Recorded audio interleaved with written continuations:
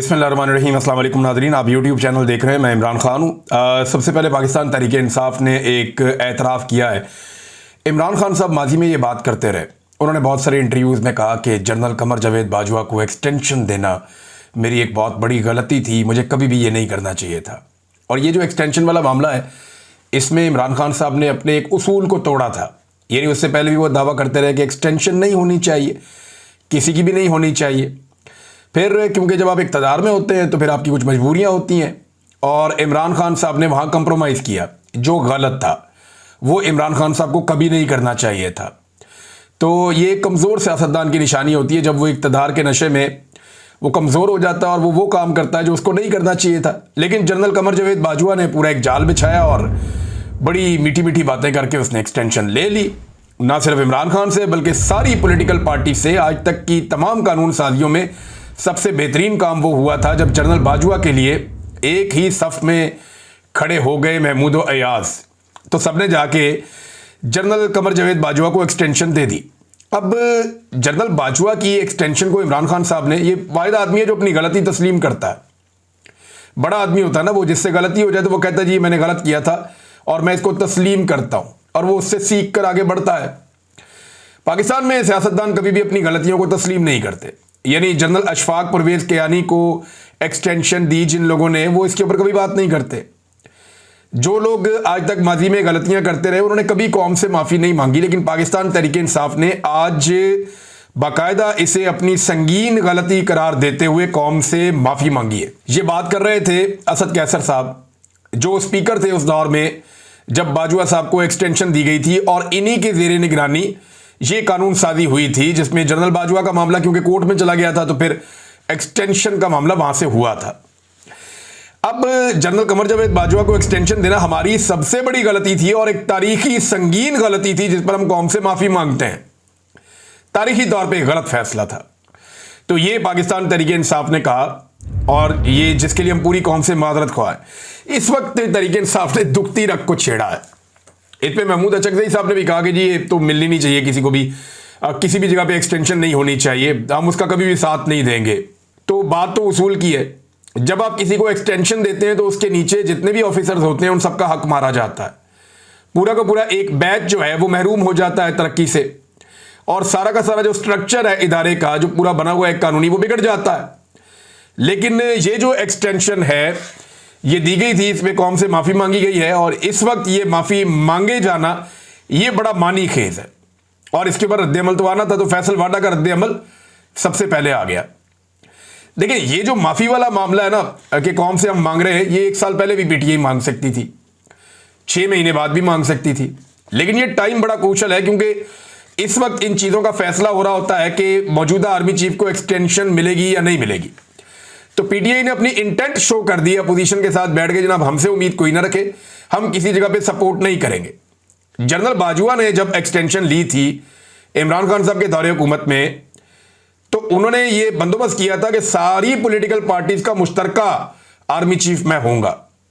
यानी मैंने कंट्रोवर्शियल नहीं होना ये चाहिए कि PMLN, peoples party, MQM, Jamaat Islami, Fazlur Rahman, ANP, PTI सारे मुझे वोट डालें, इसका उन्होंने बंदोबस्त किया था। और सबने आकर उन्हें वोट डाला था नवाज शरीफ साहब की मर्जी से।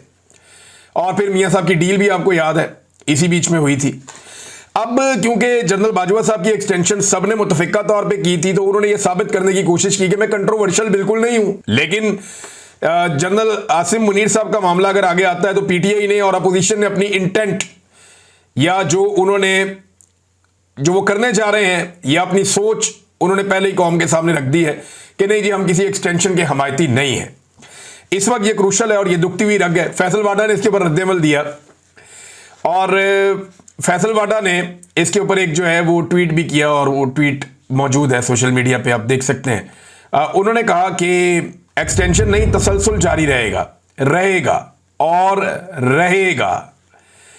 तो उन्होंने कहा कि किसी में दम है तो तसलसल रोक कर दिखाए, पाकिस्तान की तरक्की का ये सफर इंशाअल्लाह जारी रहेगा। अच्छा, ये अब तसलसल किसे कहते हैं? एक्चुअली ये जो अभी सारा आपका एक हाइब्रिड सिस्टम चल रहा है, इसी का तसलसल चाहते हैं। और ये जो हाइब्रिड निज़ाम है जिसको वज़ीर दिफा खुद कहते हैं कि एक दोगला निज़ाम पाकिस्तान में चल रहा है, हम तो नाम के हुक्मरान हैं। और राना सनाउल्लाह साहब कहते हैं कि इख्तियार तो जो है वो मोहसिन नकवी के पास है। शुक्र है उन्होंने ये नहीं कह दिया कि वो वज़ीर आज़म बनना चाहते हैं। आजकल ये भी खबरें आ रही है कि आने वाले वक्त में शायद उन्हें वज़ीर आज़म बना दिया जाए, और ये सारा काम भी इन रवायती पॉलिटिकल पार्टी से करवा दिया जाएगा। जैसे मुशर्रफ ने शौकत अजीज़ को लाकर वज़ीर आज़म बना दिया था, तो कोई मसला नहीं है। जब आर्मी चीफ ये चाहेगा, फील्ड मार्शल, और उसके बाद इख्तियार होगा और वो उनको उनकी मर्जी की चीज़ मिल जाएगी, ताकत उनके हाथ में आ जाए, तो वो कुछ भी कर सकते हैं। बहरहाल सेनेटर फैसल वादा ने कहा कि एक्सटेंशन नहीं, तसलसल जारी रहेगा रहेगा और रहेगा। तसलसल का मतलब क्या है? यानी वो इसको एक्सटेंशन नहीं कह रहे कि एक और एक्सटेंशन शायद ना हो, लेकिन तसलसल। तसलसल का मतलब है जो सवाल हमने पिछले वीलॉग में उठाया कि क्या नई तकरीरी दोबारा से एक्सटेंशन मिलेगी और आर्मी चीफ जो है वो आगे बढ़ेंगे, यानी एक्सटेंशन मिल गई और 5 साल आगे बढ़ेंगे। तसलसल का मतलब ये है कि 3 साल पिछले और 2 साल अगले, यानी जो हुकूमत ने कानून एक बनाया कि अब हम आर्मी चीफ को और सर्विसेज चीफ्स को 5 साल तक रखेंगे, वो इंप्लीमेंट माजी से हो जाएगा। शायद फैसल वाडा साहब वो बात कर रहे हैं। यहां खुलकर कोई बात भी नहीं करता, डरते रहते हैं सारे, क्योंकि एस्टेब्लिशमेंट का मामला है और वो बड़ा हसास होता है। लेकिन तरक्की का सफर जिसकी फैसल वाडा साहब बात कर रहे हैं, तो आर्मी चीफ का जो वाहिद प्रोजेक्ट, जो पाकिस्तान का सबसे बड़ा प्रोजेक्ट है, जिसके ऊपर अरबों रुपए खर्च हुए, उनके इश्तिहारात पे, उसके प्रोग्राम्स के ऊपर, गैर मुल्की दौरों के ऊपर, लोगों को बुलाने और उनको इंटरटेन करने के ऊपर, जेनेटरी बीच नाम का एक आदमी आया, सऊदी अरब के वफद आए, बाकी ममालिक के वफूद आए, तो ये एक पूरा प्रोसीजर है जिसको कहा जाता है कि बड़ी कोशिश की गई कि SIFC कामयाब हो जाए। तो SIFC जो है वो एक सफेद हाथी में कन्वर्ट हो गया। अरबों रुपया इसके ऊपर लगा दिया, इसकी मशहूरी पे लगा दिया, इसकी प्रमोशन पे लगा दिया, इसको कामयाब बनाने के ऊपर अरबों रुपया झोंक दिया गया कौम का। लेकिन SIFC से आपको हासिल क्या हुआ? कुछ भी हासिल ना हो सका। दावा यह किया गया था जब आर्मी चीफ ने इसकी बुनियाद रखी, और इसके जितने भी सेगमेंट्स हैं अलग अलग, उन तमाम के ऊपर मिलिट्री अफसरान को बाकायदा, कुछ सर्विंग और कुछ रिटायर, उनको जिम्मेदारियां दी गई थी कि SIFC को पूरी तरह से फौज का इदारा, चाहे वो रिटायर लोग हैं चाहे वो सर्विंग लोग हैं, वो इसको हेड करेंगे और कंट्रोल करेंगे। अब इसमें खुद आर्मी चीफ शामिल हैं, जो मेन लोग हैं उनके अंदर, और ये उनका ब्रेन चाइल्ड है। तो उन्हें लगा कि फौज जब सारी मिलकर बैठेगी और मिलकर हम करेंगे, तो इस हुकूमत के साथ मिलकर हम बहुत बड़ी कामयाबी हासिल करेंगे। जो इब्तदाई एक तखमीना और अंदाजा था, वो ये कहा गया था कि फौरी तौर पे 100 अरब डॉलर की इन्वेस्टमेंट पाकिस्तान में आ जाएगी। 100 अरब डॉलर्स दावा किया गया फौरी तौर पे पाकिस्तान में आ जाएंगे। अब आया कितना पैसा? टका नहीं आया।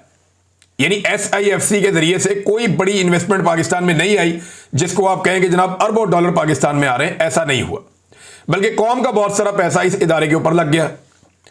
अच्छा, जो माजी से पाकिस्तान में प्रोजेक्ट चल रहे थे, जैसे कि मादनियात के हैं, गैर मुल्की कंपनियां काम कर रही हैं, ज़राअत के हैं, दीगर चीज़ों के, एहतियात के हैं, वो SIFC के साथ जोड़ के उनकी माजी की कारकर्दगी को इसकी खाते में डालने की कोशिश की गई। तो एक ऐसी अजीब पाकिस्तान में इस वक्त मनहूसत चल रही है, क्योंकि जाली हुकूमत है, जाली निज़ाम है, जबर है, फसाइयत है, जुल्म है, निज़ाम इंसाफ तबाह हो गया है, लिहाजा वो एक नहूसत है, उसकी वजह से तमाम इदारे डिक्लाइन हो रहे हैं। तो वहां पे भी SIFC को कोई काबिल जिक्र कामयाबी नहीं हुई। जेनेटरी बीच के बारे में कहा गया जनाब कि ये बहुत बड़ी इन्वेस्टमेंट लाएंगे, वो नहीं आई।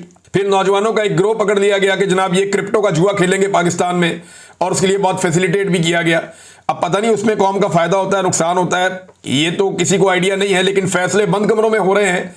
और इसमें जो सियासतदानों की या अवामी मुंतखब नुमाइंदों की, अव्वल तो ये मुंतखब नुमाइंदे हैं ही नहीं सारे, ये तो लटरम पटरम इन्होंने पकड़े हुए हैं, फार्म 47 वाले, जाली फार्म 47 वाले।